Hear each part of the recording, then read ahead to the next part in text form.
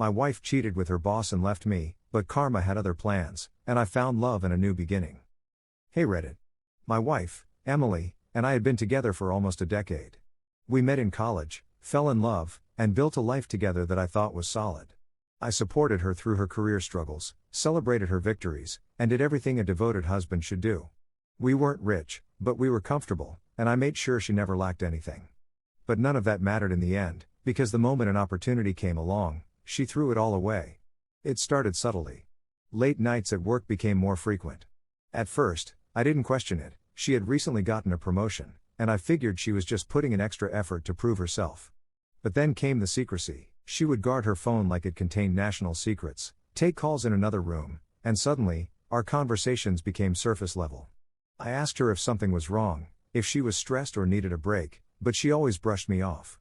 I wanted to trust her. I convinced myself that it was just the pressure of her job. Then, one evening, everything shattered. I had made dinner, expecting her home by 8. But 8 turned into 9, and 9 turned into 11. No calls, no texts, nothing. I tried calling her, but she didn't answer. Something felt off. My gut twisted with an unease I couldn't shake. So, I did something I had never done before. I checked her location. It showed that she was at a hotel across town. My stomach dropped. I stared at the screen, hoping it was a mistake, that there was some reasonable explanation.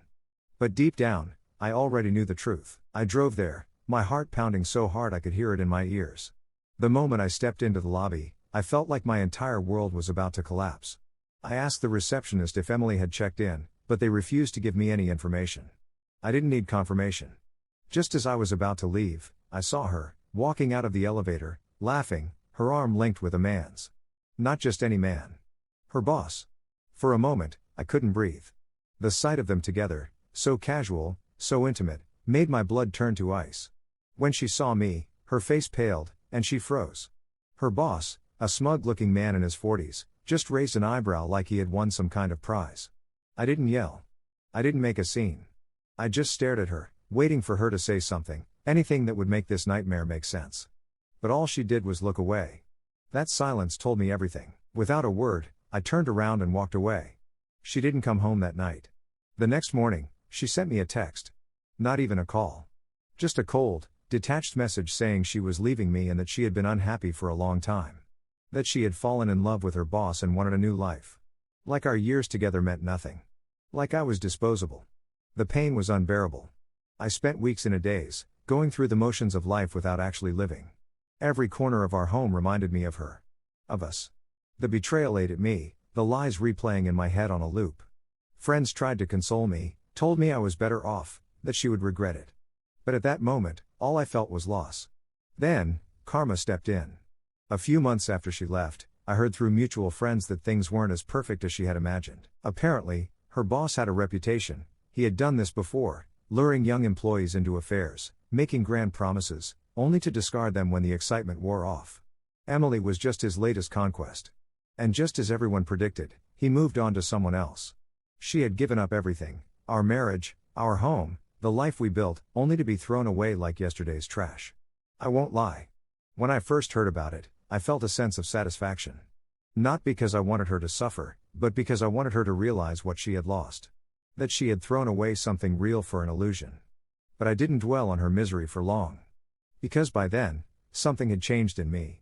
One evening, I went to a coffee shop I had never been to before, just trying to break out of my routine. That's where I met Sophie. She was sitting by the window, reading a book, her face lit by the golden glow of the sunset. I don't know what made me talk to her. Maybe it was the way she looked so peaceful, so different from the storm I had been living in.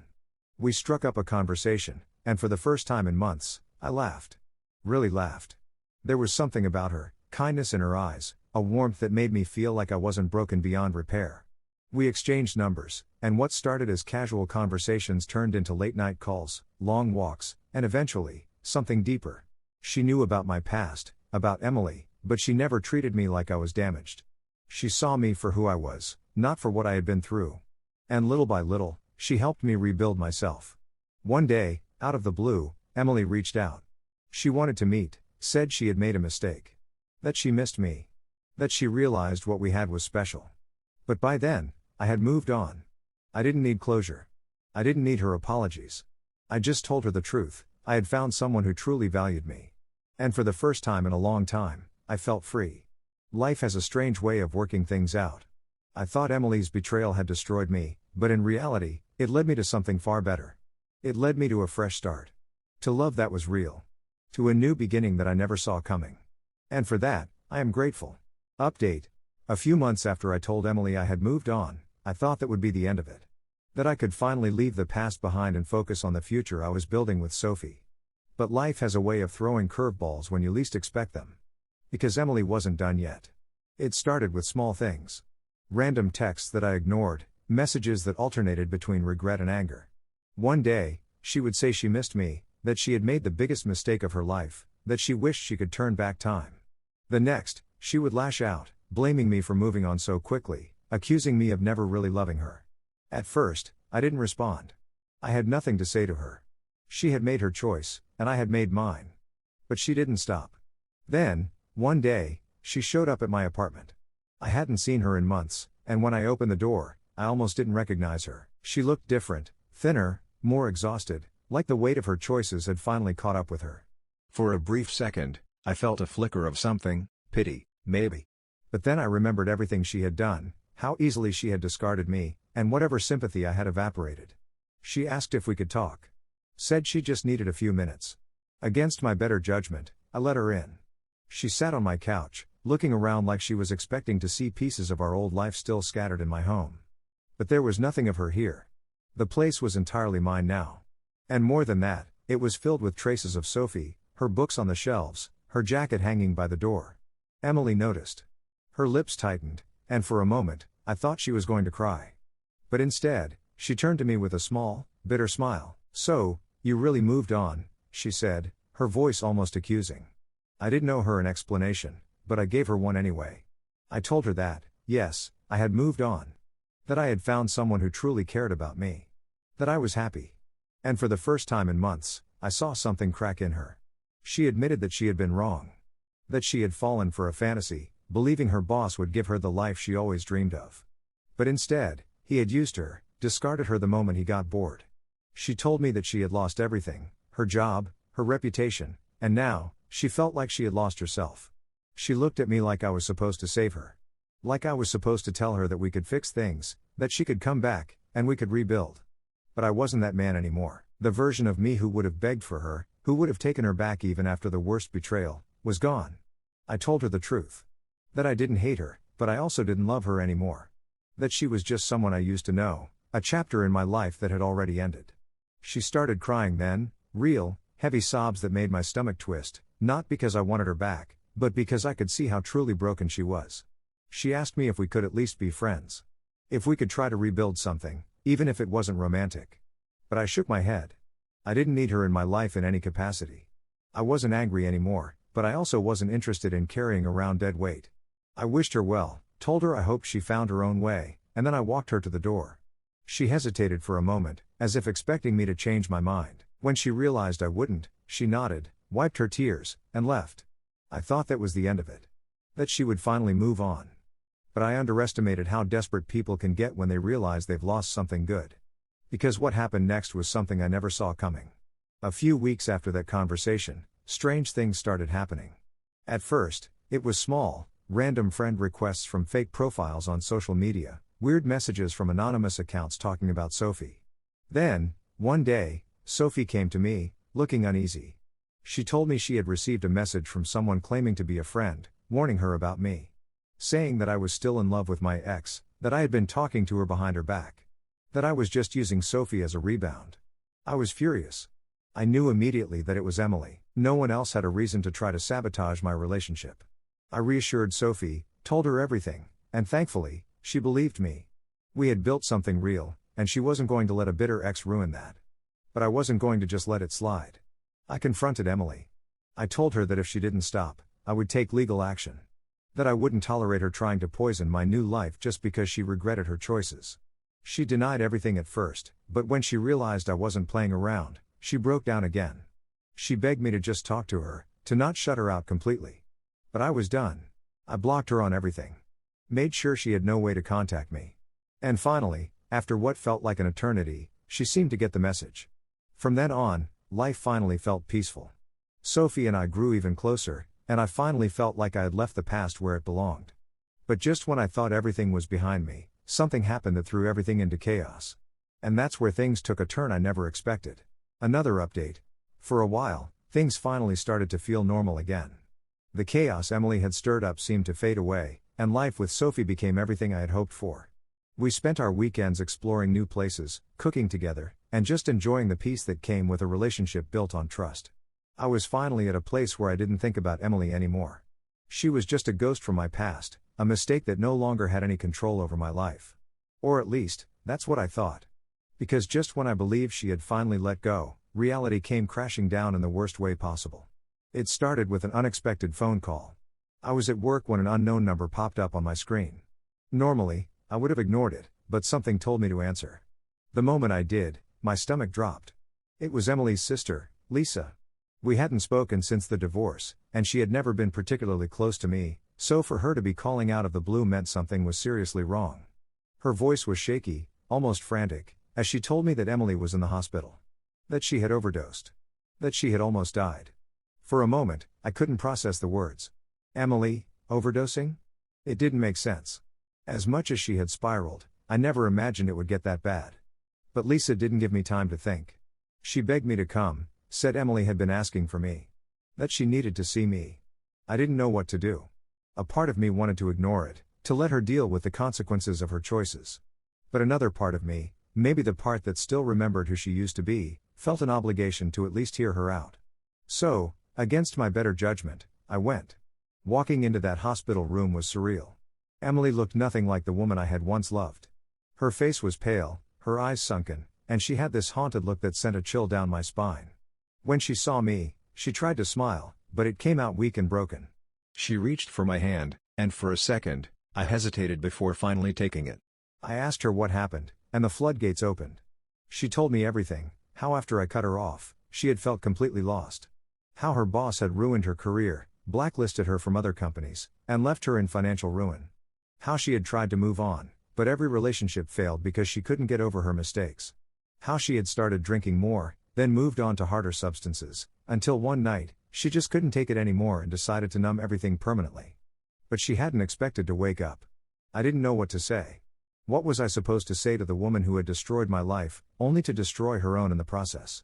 I wanted to feel angry, but all I felt was exhausted. She told me she regretted everything, that she had been selfish and blind, that she knew she didn't deserve forgiveness, but she needed to tell me she was sorry.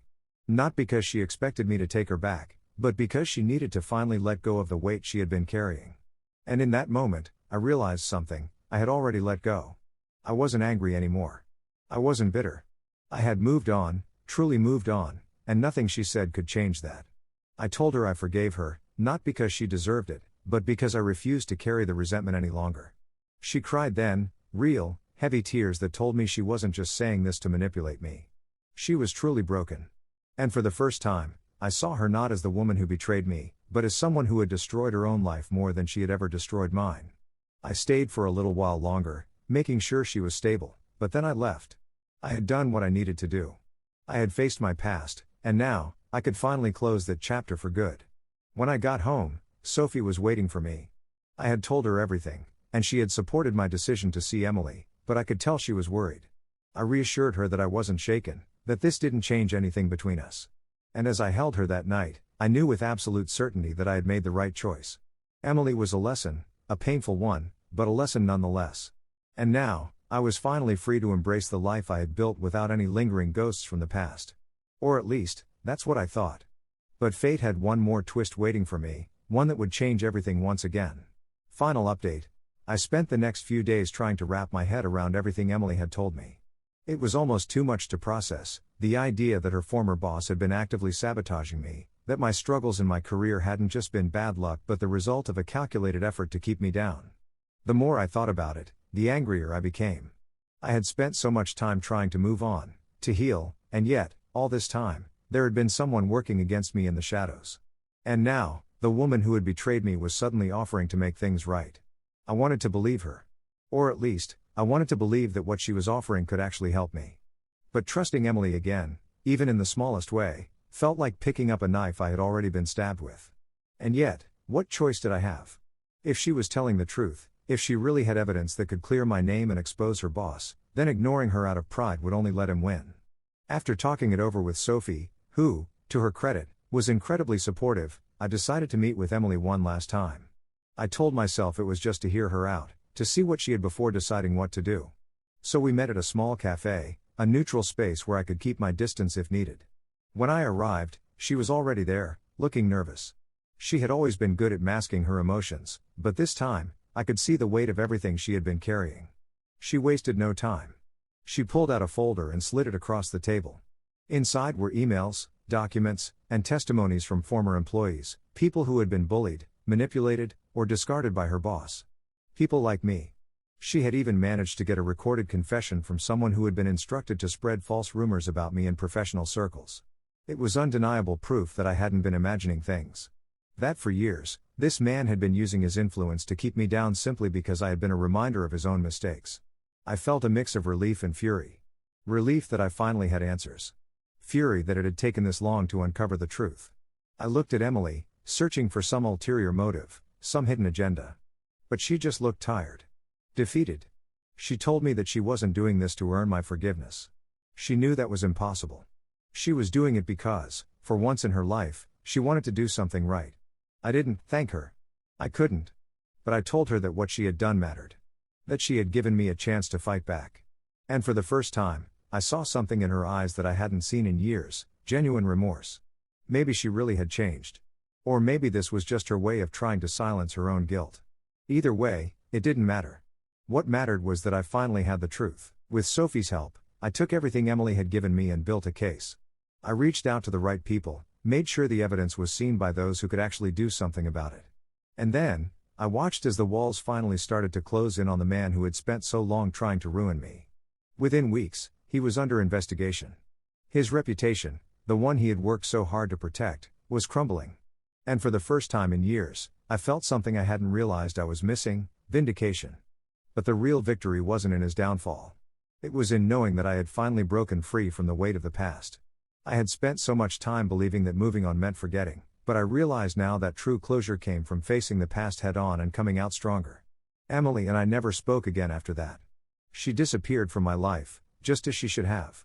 Maybe she found a way to rebuild, or maybe she kept running from her mistakes. I didn't care anymore. She was just another part of the story, a chapter that had finally been closed for good. As for me, life moved forward. Sophie and I grew even closer, and eventually, we took the next step. We got engaged. Standing beside her, knowing everything we had been through, I felt an overwhelming sense of gratitude. Not just for her, but for the journey that had led me here. Because in the end, it wasn't Emily's betrayal that defined me. It wasn't the pain or the anger or the revenge. It was the choice to keep going, to keep building, to keep believing that something better was waiting on the other side. And it was. It always had been. Because karma had its way of balancing the scales. And in the end, I didn't just find justice. I found love. I found peace. I found the life I was always meant to have.